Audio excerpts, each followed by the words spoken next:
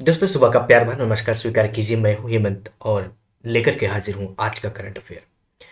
Start करो उससे पहले एक रिक्वेस्ट है कि आप लोग वीडियो को लास्ट तक नहीं देखते, प्लीज यार वीडियो को लास्ट तक देखा कीजिए। मैंने मेहनत की हुई होती है और आपके लिए ढेर सारा कंटेंट इस वीडियो में इंक्लूड किया हुआ होता है, तो वीडियो को लास्ट तक देखा कीजिए।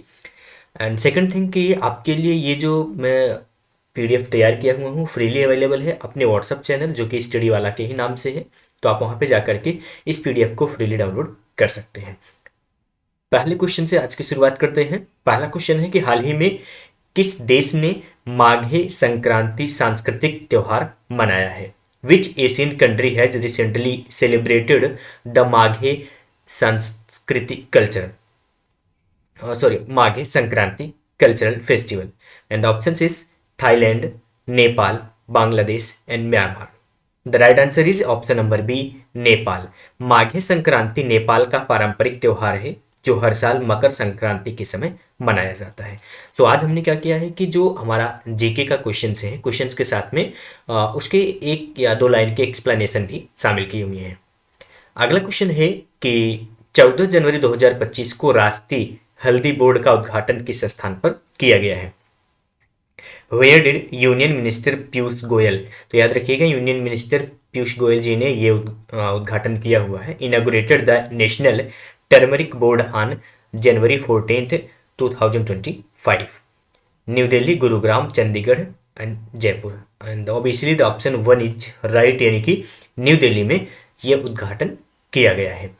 तो भारत हल्दी उत्पादन में अग्रणी है और इसे गोल्डन स्पाइस भी कहा जाता है। तो किसे, यानी कि हल्दी को गोल्डन स्पाइस कहा जाता है और भारत हल्दी उत्पादन में अग्रणी है। और ये राष्ट्रीय हल्दी बोर्ड की जो स्थापना है उसका उद्घाटन किया यूनियन मिनिस्टर पीयूष गोयल जी ने 14 जनवरी 2025 को। अगला प्रश्न है कि भारत का पहला कार्बन न्यूट्रल फॉर्म निम्नलिखित में से किस राज्य में स्थित है? In which state is India's first carbon neutral farm located? Kerala, Tamil Nadu, Telangana and Andhra Pradesh. So option number A यानी कि Kerala is right answer. Kerala का यह फॉर्म पर्यावरण संरक्षण और जैविक खेती का उत्कृष्ट उदाहरण है। अगले प्रश्न की तरफ में बढ़ते हैं और है नाग MK2 एंटी टैंक मिसाइल जिसे हाल ही में भारत सरकार द्वारा सफलतापूर्वक परीक्षण किया गया किस पीढ़ी की मिसाइल है? Which generation of the anti tank missile Nag MK2 was recently tested by India? आपके ऑप्शन हैं first, second, third, fourth. And the option number C यानी कि थर्ड, तो तीसरी जनरेशन की मिसाइल है नाग MK2 जिसे हाल ही में भारत के द्वारा सफलतापूर्वक इसका परीक्षण किया गया है। अगला प्रश्न है कि सॉरी इसमें एक्सप्लेनेशन है कि नाग मिसाइल भारत के DRDO यानी कि जो हमारी रक्षा अनुसंधान संगठन है DRDO के द्वारा विकसित की गई है और यह थर्ड जनरेशन की मिसाइल है। अगला प्रश्न है कि हाल ही में प्रधानमंत्री नरेंद्र मोदी द्वारा श्री श्री राधा मदन मोहन जी के मंदिर का उद्घाटन कहाँ किया गया? लास्ट लेक्चर में मैंने शामिल भी किया था, बट जिन साथियों को अगर पता है कमेंट कीजिए, नहीं पता है तो चलिए इस वीडियो में इसका आंसर जान लेते हैं। और ये थोड़ा सा चेंज करके दिया गया था, यानी कि क्वेश्चंस को बनाया है। So where was the grand Shri Shri Radha Madan Mohan ji temple inaugurated by PM Modi recently? Navi Mumbai, new Delhi, Hyderabad, Bhubaneswar. And obviously answer number A is right answer. ISKCON ISKCON, ये इसको शॉर्टकट में इस्कॉन मंदिर भी कहा जाता है। ठीक है, तो ये मंदिर नवी मुंबई यानी कि कृष्ण भक्ति का एक भव्य केंद्र है और नवी मुंबई में इसका उद्घाटन हाल ही में प्रधानमंत्री नरेंद्र मोदी जी के द्वारा किया गया है। अगला प्रश्न है भारत ने 15 जनवरी 2025 को कौन सा सेना दिवस मनाया? अभी लास्ट लेक्चर में मैंने इसको कवर किया हुआ था, अगर आपने वो वीडियो नहीं देखा है तो आई बटन पे लिंक मिल जाएगा, आप उस वीडियो को भी जरूर देखिएगा, उसमें भी करंट अफेयर के क्वेश्चन कवर किए गए हैं। एंड ऑप्शन नंबर ए 75वां, बी 77वां, सी 86वां या फिर डी 89वां। And option number B is right answer, यानी कि 77वां हमारा सेना दिवस मनाया गया। सेना दिवस हर साल 15 जनवरी को फील्ड मार्शल KM करियप्पा के सम्मान में मनाया जाता है। तो ये भी प्रश्न पूछा जा सकता है कि ये जो सेना दिवस मनाया जाता है ये क्यों मनाया जाता है? तो ये हमारे फील्ड मार्शल KM करियप्पा साहब थे, उन्हीं के सम्मान में यह दिवस मनाया जाता है। अगला प्रश्न लेते हैं, हाल ही में पेंट माई सिटी अभियान किस शहर में आयोजित किया गया? Where was the paint my city campaign recently organize? Prayagraj, Ayodhya, Varanasi, none of this. The right answer is option number A, Prayagraj.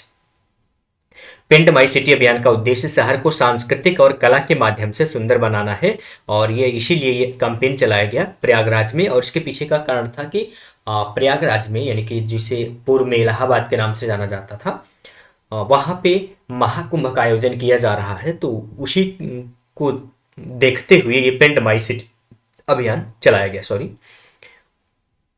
Future mineral forum 2025 खनिज क्षेत्र की चुनौतियों का चर्चा हेतु किस स्थान पर आयोजित किया गया है? Where was the future mineral forum 2025 held to discuss challenges in the mineral sector?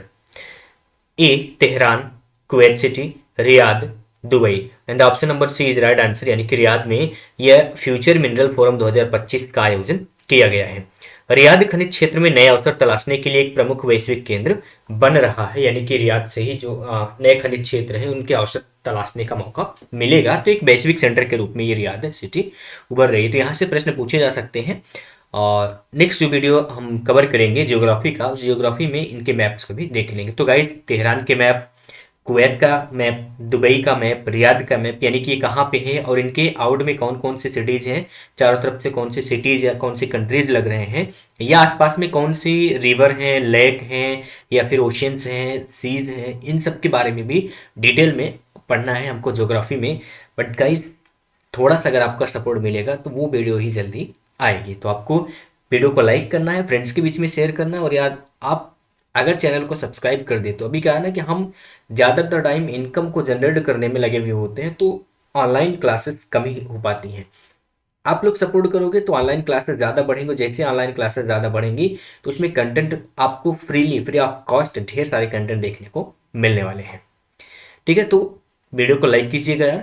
आप नेक्स्ट क्वेश्चन की तरफ में बढ़ते हैं, और है, आपातकाल के दौरान जेल गए लोगों के लिए 20,000 रुपये मासिक पेंशन देने का निर्णय किस राज्य सरकार ने लिया है? Which state government approved 20,000 monthly pension for those jailed during the emergency? ठीक है, तो आपातकाल के दौरान ध्यान रहे कि आपातकाल के दौरान जो जेल में गए हुए लोग थे ये उनके लिए ही है।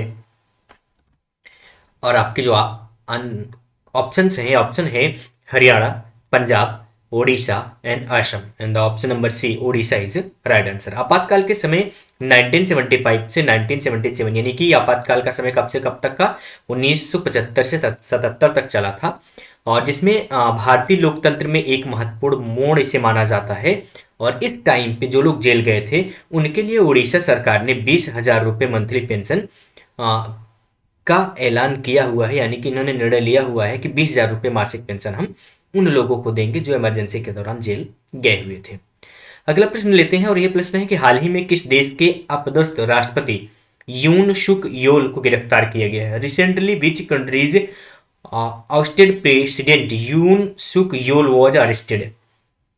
North Korea, South Korea and Japan, Canada. And option number B is right answer, South Korea, यानी कि दक्षिण कोरिया के जो अपदस्थ राष्ट्रपति थे। अपदस्थ का मतलब क्या? यानी कि जो अपने पद से हटा दिए गए हों उन्हें कहते हैं अपदस्थ राष्ट्रपति। तो इन्हें अभी हाल ही में गिरफ्तार कर लिया गया है। तो दक्षिण कोरिया की राजनीति में हाल के कई वर्षों में कई घोटालों ने बड़े विवाद खड़े किए हैं, जिसकी वजह से इनको गिरफ्तार किया गया। तो ये दक्षिण कोरिया भी चर्चा में होने वाला है, तो इससे भी यानी कि ज्योग्राफी के क्वेश्चंस बनेंगे। तो दक्षिण कोरिया, इसकी outer cities, countries, famous places, इन सब के बारे में हमें कवर अप करना है। अगला क्वेश्चन है कि हाल ही में भारत ने वर्ष 2018 में शुरू आयुष्मान भारत योजना के तहत कितनी प्रतिशत आबादी को कवर किया है? What percentage of India's population is covered under the Ayushman Bharat scheme launched in 2018? 20%, 35%, 45%, 90%। And the right answer is option number C, 45% जो पॉपुलेशन है उसको कवर कर ली गई है, जो कि आयुष्मान भारत योजना के स्कीम शुरू की गई थी वर्ष 2018 में, उसके तहत। आयुष्मान भारत दुनिया की सबसे बड़ी स्वास्थ्य बीमा योजना है, यानी किसे हम आयुष्मान कार्ड के नाम से कहते हैं कि आयुष्मान कार्ड बन रहा है। तो हमने इसमें 45% लोगों को कवर अप कर लिया है, बाकी के लोग हैं उनका स्वास्थ्य कार्ड अभी बनाना है। अगले प्रश्न को लेते हैं कि हाल ही में प्रधानमंत्री नरेंद्र मोदी ने नौसेना के 3 जहाजों आईएनएस सूरत, आईएनएस नीलगिरी और आईएनएस बागशीर को किस स्थान पर राष्ट्र को समर्पित किया। लास्ट वाले क्वेश्चन में ये था कि ये जहाजें किन्होंने कहाँ पे इनॉग्रेट किया, और सेम उसे अभी क्या है कि ये प्रश्न जो पूछा गया था, ये पूछा था हमने उसमें कि ये जहाज हैं किससे संबंधित है, नौसेना से संबंधित जहाज हैं। ठीक है, तो इनको मुंबई में राष्ट्र को समर्पित किया गया। मुंबई के किस पोर्ट से किया गया था, ये लास्ट वीडियो में कवर किया गया है। आईएनएस सूरत भारत का अब तक का सबसे उन्नत डिस्ट्रॉयर है, यानी आईएनएस सूरत जो नौसेना का जहाज है वो सबसे उन्नत, यानी किसे कह सकते हैं कि एडवांस डिस्ट्रॉयर के रूप में जाना जाता है। भारत में लोकसभा सचिवालय किसके प्रत्यक्ष नियंत्रण में आता है? Under which direct control does the Lok Sabha secretariat operate in India? And the C option is right answer, speaker of Lok Sabha, Lok Sabha अध्यक्ष के अंडर में आता है। लोकसभा अध्यक्ष भारत के संविधान के अनुच्छेद 93 के तहत नियुक्त होते हैं। अनुच्छेद 93, ये भी याद रखिएगा कि जो लोकसभा अध्यक्ष होते हैं भारतीय संविधान के अनुच्छेद 93 के अंतर्गत नियुक्त किए जाते हैं। अगला क्वेश्चन है कि हाल ही में 5वीं एशियन डिजिटल मंत्रियों की बैठक ADGMIN कहाँ आयोजित की गई? So the option number B is right answer, यानी कि बीजिंग में आयोजित किया गया। ADGMIN बैठक का उद्देश्य डिजिटल विकास को बढ़ावा देना है, इसीलिए यह बीजिंग में यह बैठक आयोजित की गई। हाल ही में बॉक्साइट का उपयोग किस उद्योग में कच्चे माल के रूप में किया जाता है, यानी कि which industry use bauxite as a raw material? ठीक है, तो ये हाल ही में नहीं होगा। बॉक्साइट का उपयोग किस उद्योग में कच्चे माल के रूप में प्रयोग किया जाता है, ये इतना जो ये हाल ही में टाइप हो गया है। और ये जो बॉक्साइट का यूज होता है ये एल्युमिनियम का, यानी एल्युमिनियम का जो रॉ मटेरियल होता है बॉक्साइट होता है, तो इसका यूज इंडस्ट्रीज में किया जाता है। बॉक्साइट को भारत के सबसे अधिक झारखंड और उड़ीसा में पाया जाता है, यानी कि जो भारत में बॉक्साइट पाया जाता है वो झारखंड और उड़ीसा राज्य में सबसे ज्यादा पाया जाता है। ठीक है, चलिए नेक्स्ट अगला क्वेश्चन है कि अमेरिका के नवनिर्वाचित राष्ट्रपति के शपथ ग्रहण समारोह में भारत का प्रतिनिधित्व कौन करेगा? Who will represent the India at the swearing-in ceremony of the newly elected US president? And S Jaishankar साहब जो कि भारत के विदेश मंत्री हैं, जिन्होंने वैश्विक मंचों पर भारत का प्रतिनिधित्व कई बार किया है, कई वैश्विक मंच पर। सो वो भारत का प्रतिनिधित्व करेंगे जब अमेरिका के नवनिर्वाचित राष्ट्रपति शपथ ग्रहण कर रहे होंगे। अब चलिए कुछ फैक्ट बेस्ड क्वेश्चंस को ले लेते हैं। पहला है, भारत में हर साल 16 जनवरी को नेशनल स्टार्टअप डे मनाया जाता है। सेकंड है, प्रधानमंत्री नरेंद्र मोदी ने नई दिल्ली में सिंगापुर के राष्ट्रपति थर्मन षणमुगरत्नम से मुलाकात की। केंद्रीय गृह मंत्री अमित शाह ने चेन्नई, कोलकाता, मुंबई, बेंगलोर, हैदराबाद, कोच्चि और अहमदाबाद हवाई अड्डों पर fast track immigration trusted traveller programme का शुभारंभ किया है। विदेश राज्य मंत्री कीर्ति वर्धन सिंह ने केरल के कोच्चि में कोच्चि संवाद 2025 के पहले चरण का शुभारंभ किया।